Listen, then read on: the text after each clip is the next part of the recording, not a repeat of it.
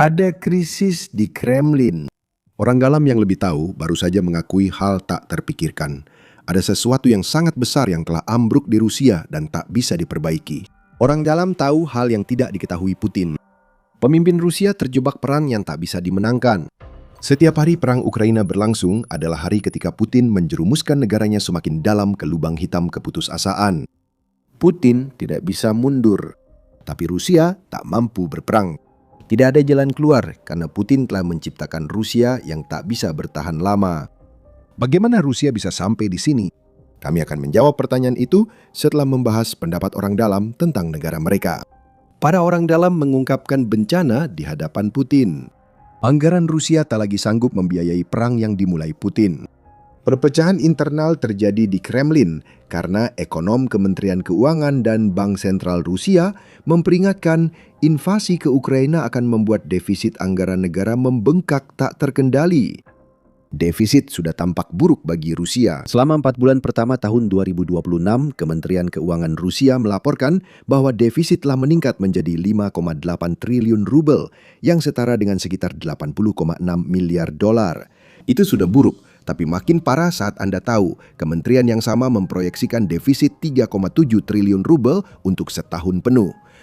Saat ini, defisit anggaran negara Rusia mencapai 2,5% dari produk domestik bruto atau PDB-nya. Dan tampaknya tidak ada cara bagi Rusia untuk pulih kecuali Putin mengakhiri perangnya. Itulah masalahnya. Putin terus maju sehingga dia terjebak. Pejabat ekonomi mendorong Kementerian Pertahanan memangkas anggaran untuk meringankan beban keuangan Rusia akibat invasi Putin.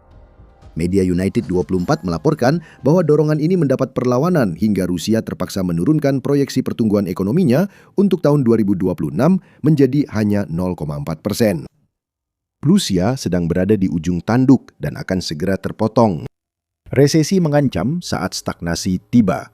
Dan bukan hanya para pejabat di Kremlin yang berteriak kepada Putin untuk membuka matanya dan melihat situasi yang telah ia ciptakan di negaranya sendiri.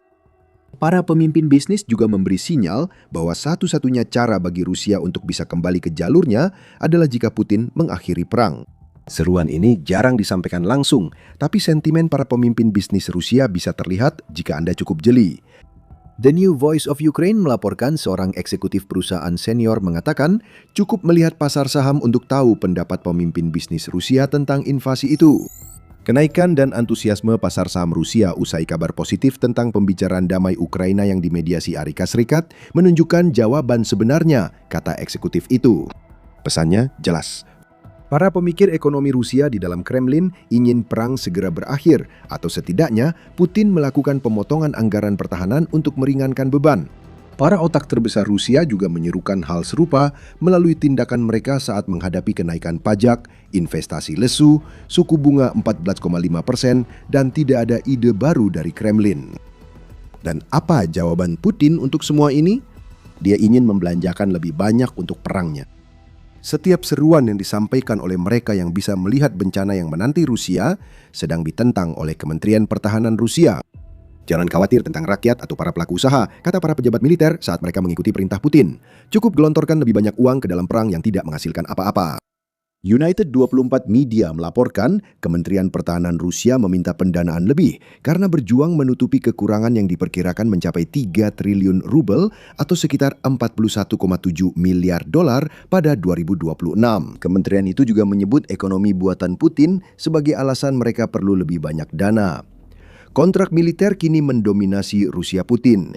Jika Kementerian Pertahanan memangkas pengeluaran, kontrak berkurang, dan beberapa perusahaan yang kini berkembang di Rusia akan mulai runtuh seperti lainnya.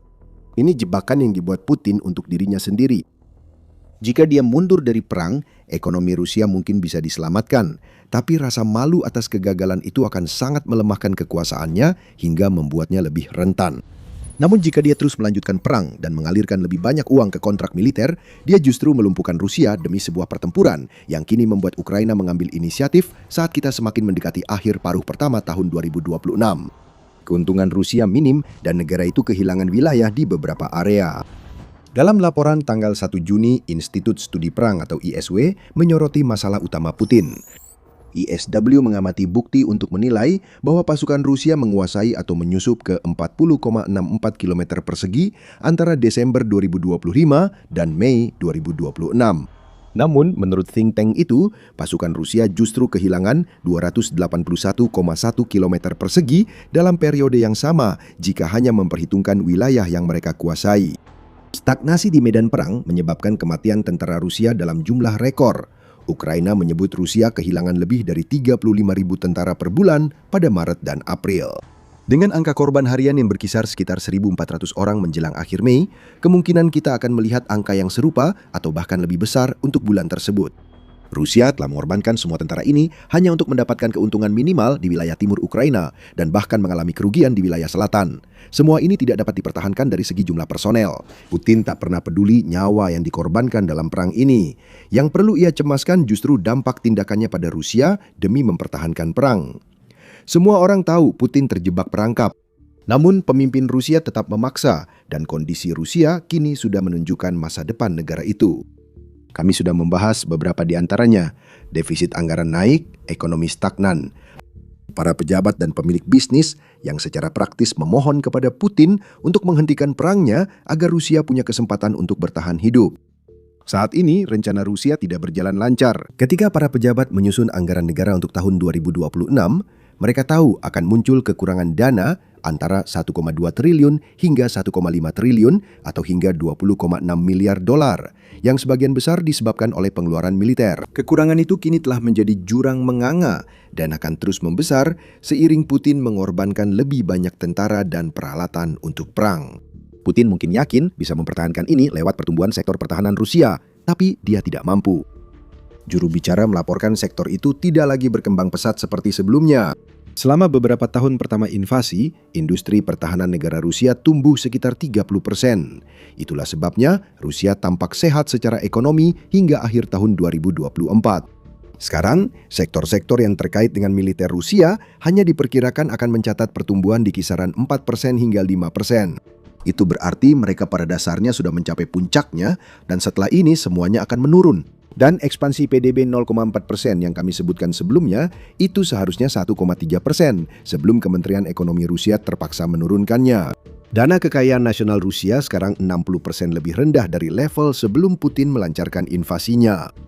Defisit anggaran negara itu semakin mendekati 3,8% dari PDB yang pernah dicapai saat pandemi COVID-19, yang saat itu merupakan bencana, namun mungkin akan segera menjadi hal normal baru bagi Rusia. Namun pengeluaran pemerintah tetap meningkat. 4 bulan pertama tahun 2026, Kremlin menghabiskan 16% lebih banyak dibandingkan periode yang sama pada tahun 2025.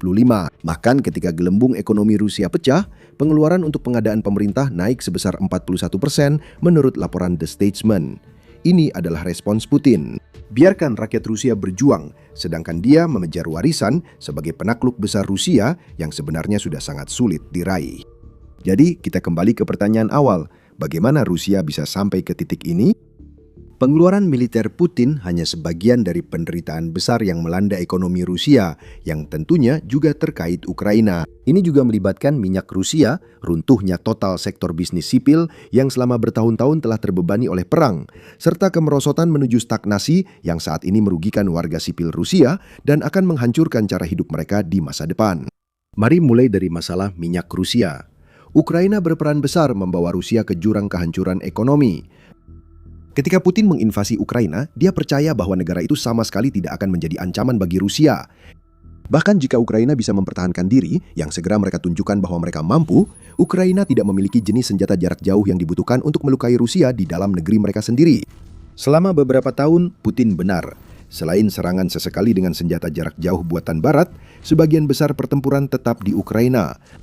Rusia masih bisa bernapas lega karena Ukraina tidak memiliki apa yang dibutuhkan untuk melakukan kampanye jangka panjang dan jarak jauh terhadap industri minyak penting yang mengalirkan uang ke ekonomi Rusia. Betapa zaman telah berubah.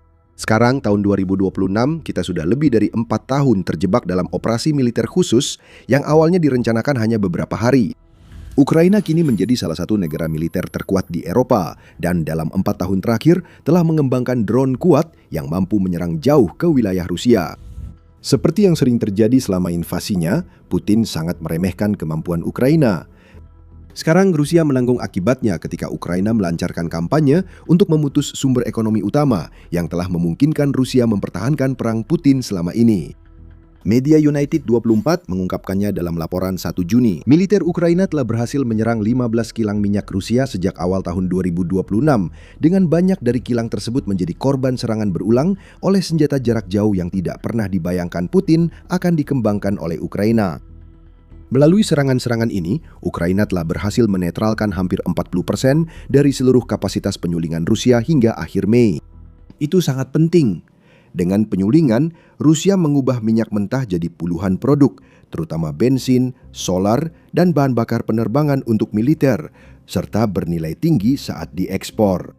Serangan ke kilang ini juga disertai serangan berulang ke terminal minyak dan fasilitas penyimpanan Rusia, yang menunjukkan serangan dari Ukraina. Keduanya adalah sumber utama ekonomi Rusia dan jalur maritim untuk mengekspor emas cair negara itu. Agar miliaran dolar bisa mengalir ke kas perang Putin, logikanya di sini jelas, ambil minyaknya, maka uangnya juga hilang. Jika uangnya hilang, Rusia harus makin berutang demi mempertahankan pengeluaran pertahanan Putin. Inilah yang terjadi sekarang. Di dalam negeri, serangan-serangan ini menyebabkan banyak masalah ekonomi. Kilang minyak mahal dioperasikan. Kilang-kilang tersebut memerlukan peralatan jutaan dolar yang menjadi target Ukraina. Setiap perbaikan yang harus dilakukan Rusia menggandakan rasa sakitnya. Uang dihabiskan untuk melakukan perbaikan dan hilang setiap hari selama peralatan tersebut tidak berfungsi dan tidak dapat menjalankan perannya dalam proses penyulingan. Kelangkaan bahan bakar melanda Rusia. Kontrol ketat diberlakukan pada penjualan bensin dan solar yang menurut RBC Ukraina bahkan sampai ke Moskow baru.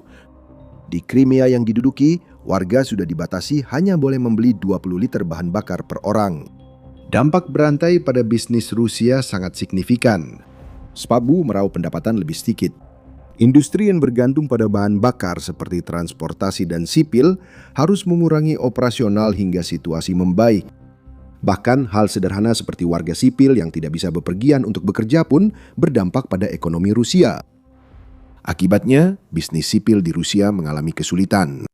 Tapi itu adalah masalah yang akan kita bahas lebih dalam nanti. Pembahasan minyak Rusia dan pasar energinya. Pembatasan bahan bakar berdampak bukan hanya secara domestik.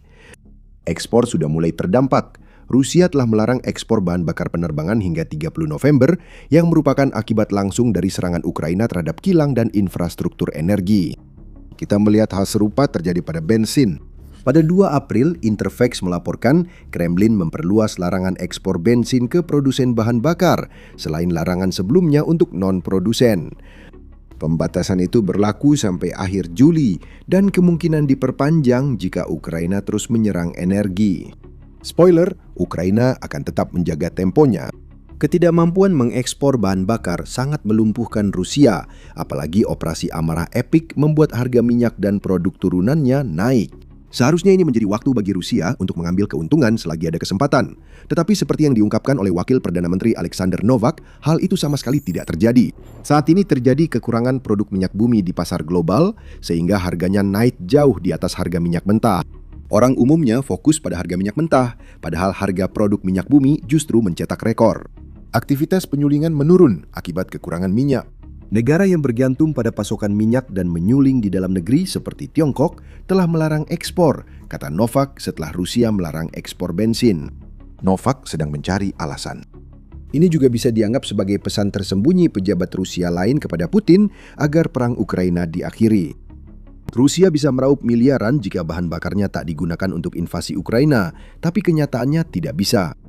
Perang berlanjut karena Putin terjebak oleh tindakannya sendiri. Rusia menghadapi pembatasan ekspor, kehilangan miliaran dolar, dan makin terpuruk dalam krisis ekonomi yang tak terhindarkan. Kita melihat perubahan pada kemampuan Rusia terkait produk minyaknya. Ekspor sudah berhenti dan kemungkinan tetap begitu selama drone Ukraina masih aktif.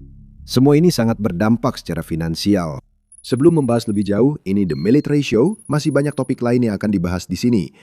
Jika Anda merasa channel ini bermanfaat, pastikan untuk menekan tombol subscribe agar Anda bisa melihat lebih banyak analisis dari kami. Dalam laporan 13 Mei, Reuters menyebut produksi minyak Rusia turun 460.000 barel per hari pada April dibanding bulan yang sama di 2025. Itu hal terakhir yang ingin dilihat Putin di bulan saat Rusia seharusnya masih bisa memanfaatkan harga minyak sekitar $100 per barel akibat blokade Selat Hormuz. Meski begitu, penutupan selat setidaknya memungkinkan Rusia mendapatkan lebih banyak uang dari minyaknya dibandingkan jika tidak ada penutupan tersebut. Yang lebih membuat Putin khawatir adalah apa yang terjadi sebelum peristiwa itu menyelamatkan Rusia. Pada Februari, Investing.com melaporkan pendapatan pajak minyak Kremlin dari penjualan minyak turun 50% pada Januari 2026 dibanding Januari 2025. Penurunan serupa juga terlihat di sektor minyak dan gas gabungan. Pada saat yang sama, minyak mentah Ural Rusia diperdagangkan sekitar $26 per barel. Meski angkanya naik, Rusia kini bergantung pada faktor eksternal untuk mempertahankan penjualan minyak. Setelah operasi Epic Fury selesai dan Selat Hormuz dibuka, Rusia akan kembali ke posisi awal tahun dengan asumsi harga minyak normal. Sekarang, masukkan juga serangan Ukraina ke kilang, depot, dan terminal dalam perhitungan. Masalah-masalah itu akan terus ada dan memburuk selama Putin melanjutkan perang. Plester Operation Epic Fury akan terlepas dan yang tersisa adalah luka mengganga di sektor energi yang ditorehkan Ukraina. Ekonomi Rusia tak akan pulih jika hanya mengandalkan keuntungan dari peristiwa luar, apalagi dengan pembatasan ekspor Kremlin. Sedangkan untuk Ukraina, mereka tidak melambat dalam melakukan serangan. Bahkan, hasil mengesankan yang sudah dicapai selama beberapa bulan pertama tahun 2026 hanya akan terus ditingkatkan. Rekor-rekor sedang dipecahkan. Apakah kamu ingat saat kami bilang Ukraina menyerang 15 kilang minyak Rusia pada 2026? Perpanjang garis waktu itu ke seluruh perang dan jumlahnya naik menjadi 24 dari 33 kilang minyak terbesar Rusia menurut laporan Euromed Press. Menurut media itu, kini hanya kilang minyak Rusia di Omsk dan Angarsk yang berada di luar jangkauan serangan Ukraina. Dan jika Ukraina telah menunjukkan sesuatu kepada kita selama 4 tahun terakhir, itu adalah bahwa mereka akan terus mengembangkan teknologi drone mereka hingga kilang-kilang minyak tersebut yang terletak di sebelah timur pegunungan Ural akan masuk dalam jangkauan. Soal rekor, bulan Mei merupakan bulan yang sangat signifikan bagi serangan Ukraina ke fasilitas minyak. Pada 1 Juni, Komandan Pasukan Sistem Tak Berawak Ukraina, Robert Brovdi, menyatakan Ukraina telah menyerang lebih dari 18 target infrastruktur minyak dan gas selama Mei. Itu memecahkan rekor, dan menurut Brovdi, lebih dari separuh target Ukraina harus menangguhkan atau menghentikan operasi sepenuhnya. Ini semua adalah uang yang hilang karena perbaikan dan ketidakmampuan mengekstraksi, memurnikan, serta menjual produk minyak. Perlahan, Ukraina membuat Rusia rugi miliaran. Saat defisit Rusia membesar, dana kekayaan nasionalnya menipis di tengah pengeluaran militer besar. Putin sebenarnya tak mampu menanggung kerugian ini, namun ia tetap mengeluarkan uang. Dengan menutup telinga, dia mengabaikan tanda bahaya yang jelas dan meminta ekonom Rusia mencari solusi yang sebenarnya tidak ada untuk masalah keuangan negara itu. Setiap kali salah satu sanksi terbang Ukraina menghantam, sumber daya Rusia semakin terkuras. Soal sanksi, ini jadi salah satu masalah utama yang membuat Rusia berada di situasi sekarang. Sanksi kini mulai menimbulkan masalah besar bagi Rusia, meski butuh waktu. Menurut pejabat asal Irlandia, David O'Sullivan. Dia mengatakan kepada The Guardian pada Februari bahwa sanksi Barat bukan solusi ajaib, namun mulai berdampak pada ekonomi Rusia sehingga makin sulit bagi Putin keluar dari jebakan yang dia buat sendiri. Saya cukup optimis. Saya pikir sanksi-sanksi tersebut benar-benar memberikan dampak signifikan pada ekonomi Rusia, kata O'Sullivan kepada The Guardian, seraya menambahkan, mungkin pada tahun 2026 kita akan sampai pada titik di mana semuanya menjadi tidak berkelanjutan. Banyak bagian ekonomi Rusia terdistorsi akibat pembangunan ekonomi perang yang mengorbankan sektor sipil. Menentang hukum gravitasi ekonomi hanya bisa bertahan sementara. Memang, sanksi-sanksi Barat sangat luas dan telah diterapkan dalam skala yang belum pernah dilihat Rusia sebelumnya. Pada saat komentar O'Sullivan, Uni Eropa saja telah menerapkan 19 putaran sanksi yang berdampak pada lebih dari 2.700 individu dan entitas di hampir setiap sektor ekonomi Rusia. Jumlah putaran sekarang sudah mencapai 20. Astelum mengatakan bahwa Rusia sedang tertekan di bawah beban 26.655 sanksi, 23.960 diantaranya telah diterapkan sejak Putin melancarkan invasi skala penuh. Amerika Serikat adalah yang paling banyak menjatuhkan sanksi jika dilihat dari jumlahnya, yaitu sebanyak 7.392. Namun, Kanada, Swiss, Uni Eropa, Prancis, Inggris, dan Australia telah menjatuhkan ribuan sanksi yang makin menyulitkan bisnis Rusia. Inilah alasan mengapa sanksi itu penting. Ambil contoh kilang minyak Rusia sekali lagi. Setiap kali Ukraina menyerang kilang dengan drone, fasilitas yang rusak harus diperbaiki Rusia. Inilah masalah bagi Rusia. Sebagian besar mesin yang menjaga kilang mereka tetap beroperasi, membutuhkan komponen yang harus dibeli dari negara-negara yang memberlakukan sanksi. Sekarang Rusia bisa mengakali sanksi-sanksi ini. Mereka sudah melakukan itu sejak awal perang, seperti yang kita lihat dengan armada bayangan yang menjaga aliran uang minyak tetap berjalan. Untuk mendapatkan komponen barat, Rusia bisa meminta negara ketiga membelinya lebih dulu, lalu membeli secara tidak langsung. Namun, cara ini lebih merepotkan daripada membeli langsung. Rusia harus menunggu lebih lama untuk mendapatkan komponen yang dibutuhkannya.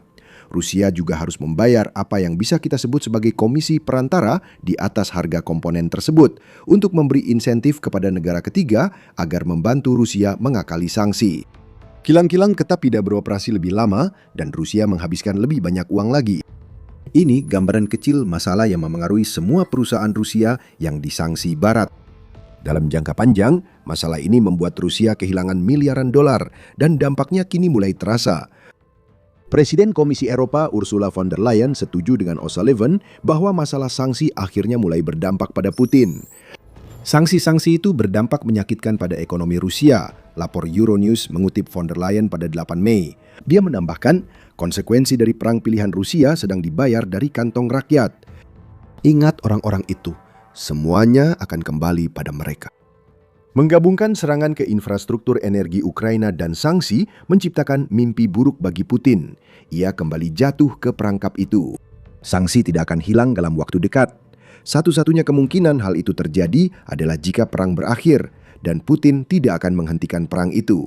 Akan ada lebih banyak sanksi dan tekanan, dan saat Putin terus mendanai industri pertahanan Rusia, penyebab utama ketiga masalah ekonomi Rusia akan makin terlihat serta memicu lebih banyak peringatan. Sektor bisnis sipil Rusia sedang dilumpuhkan. Dalam laporan 30 Mei, surat kabar Post menyebut pasar domestik Rusia kini terbagi menjadi apa yang disebut ekonomi perhiasan. Di satu sisi, ada kompleks industri militer yang sangat panas, di mana Rusia telah mengalirkan miliaran dolar dan sejumlah besar tenaga kerjanya. Di sisi lain, ada sektor sipil. Mereka kini menghadapi kekurangan tenaga kerja, biaya operasional tinggi, serta masalah modal besar, baik karena kenaikan pajak maupun sulitnya akses dana yang dibutuhkan.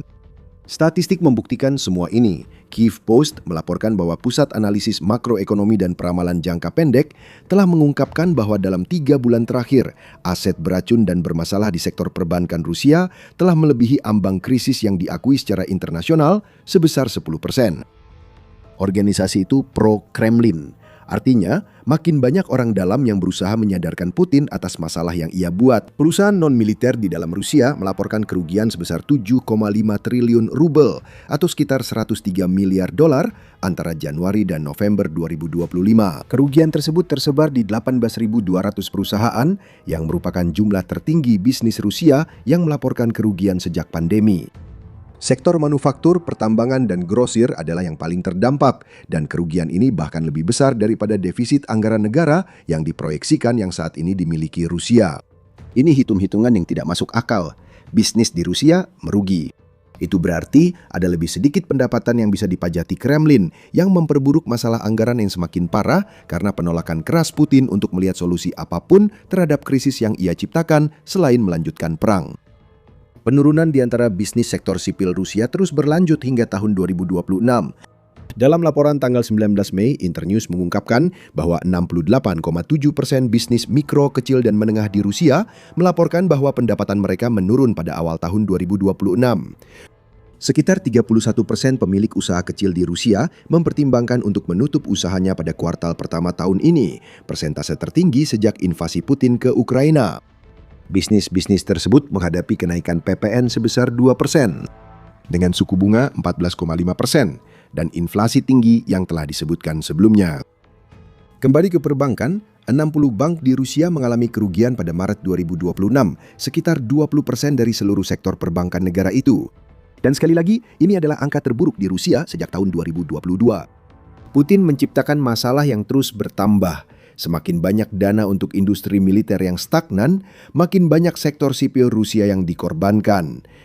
Adakah pengusaha yang mau memulai bisnis saat harus membayar pajak dan bunga pinjaman lebih tinggi dari sebelumnya? Kemungkinan besar tidak. Bisnis saat ini harus menghadapi tenaga kerja yang diserap industri pertahanan Rusia dan masalah ekonomi di Rusia.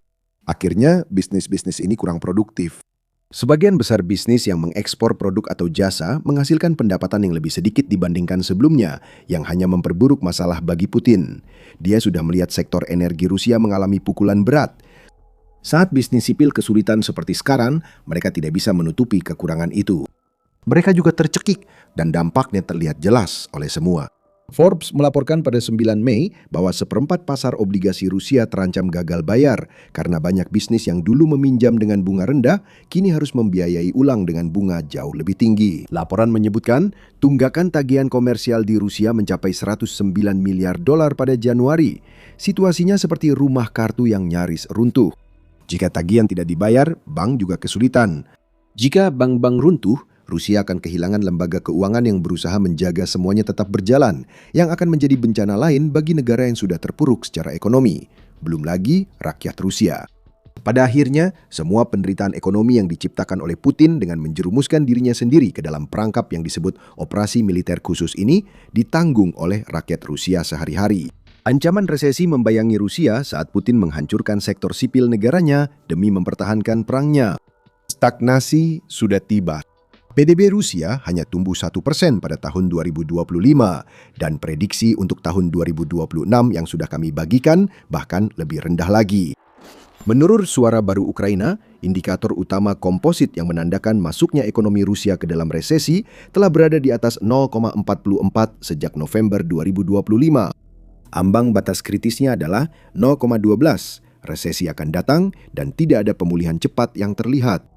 Fakta yang dibahas di video ini menunjukkan perang Putin kini berdampak di negaranya sendiri.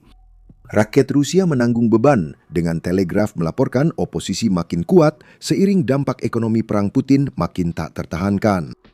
Tanggapan Putin sudah dapat diprediksi. Saat menghadapi reaksi keras rakyat, Kremlin memperketat akses internet dan memblokir aplikasi seperti Telegram demi menjaga ketidakpuasan tetap terkendali. Kepercayaan terhadap Putin berada di titik terendah sepanjang masa.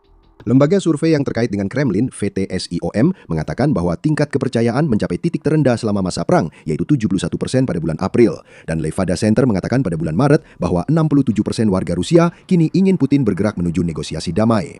Tapi Putin tidak mendengarkan. Dia memang tidak pernah mendengarkan. Sebaliknya, dia berusaha menciptakan ilusi bahwa dirinya tidak terjebak dalam perangkap. Saat video ini dibuat, Putin menjadi tuan rumah Forum Ekonomi Internasional Saint Petersburg ke-5 sejak invasi. Reuters menyindir konferensi itu sebagai Davos Rusia, seharusnya menciptakan hubungan dan ide baru bagi ekonomi Rusia, namun kenyataannya tidak terjadi. Tidak ada yang bisa dilakukan selama Putin melanjutkan perang, karena dia hanya akan terus menggelontorkan dana ke pertahanan Rusia. Drone Ukraina akan terus terbang, sanksi baru akan datang. Sektor bisnis sipil Rusia dan warganya akan terus mengalami kehancuran. Dan di sana ada Putin, terjebak di lubangnya, pura-pura semua ini bukan salahnya. Dan saat krisis meledak di Rusia, Ukraina terus melaju dengan serangan jarak jauh yang menghancurkan, yang hanya akan memperparah penderitaan. Dalam serangan terbaru, Ukraina menghancurkan fregat dan korvet rudal Rusia untuk melemahkan posisi Putin di Laut Hitam. Rusia harus mengeluarkan lebih banyak uang untuk perlengkapan militer. Kamu bisa mengetahui detail serangan ini dan dampaknya bagi Rusia dengan menonton video kami. Jika kamu suka analisis tentang situasi yang diciptakan Putin, jangan lupa berlangganan, masih banyak konten menarik di The Military Show. Terima kasih sudah menonton.